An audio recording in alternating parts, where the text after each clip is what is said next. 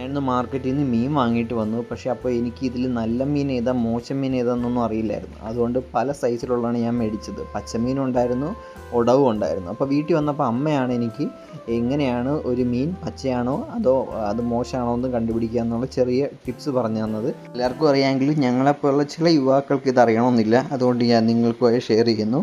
ഇതിനെ കണ്ണ് നോക്കി കണ്ടുപിടിക്കാം. കണ്ണ് നല്ല പെർഫെക്റ്റ് ആയിട്ടിരിക്കും.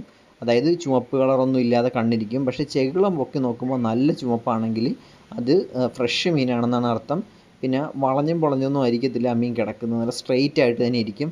ഇപ്പോൾ ഈ ഒരു മീനെന്ന് പറഞ്ഞാൽ അത്യാവശ്യം ഉടവാണ്. ഇതിൻ്റെ കണ്ണ് കണ്ട അത്ര നല്ല ഒരു കളറല്ല, ഇത് ചുവന്ന കളറുന്ന കളറാണ്.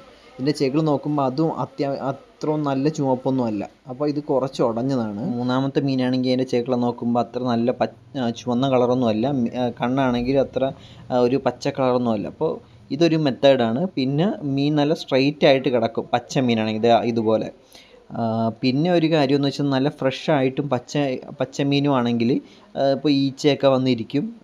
അങ്ങനെ ഇരിക്കുകയാണെങ്കിൽ അതൊരു ഫ്രഷ് ആണെന്നാണ് അർത്ഥം. ഇപ്പോൾ ഈ 3 മീനുകൾ ഞാൻ കണ്ടപ്പോൾ ഈ മൂന്നാമത്തെ നടുക്ക് വെച്ചിരിക്കുന്ന മീനിനാണ് ഈച്ചയൊക്കെ വന്നിരുന്നത്. കാരണം അതിന് പെട്ടെന്ന് മനസ്സിലാവും അത് ഒരു പച്ചമീനാണെന്ന്. ബാക്കി ഉടവാണെങ്കിൽ അത് അത്രയും വന്നിരിക്കില്ല. അപ്പോൾ ഇതുപോലെ നിങ്ങൾക്കറിയാവുന്ന ടിപ്പും കമൻറ്റ് ചെയ്യണേ. ബായ്.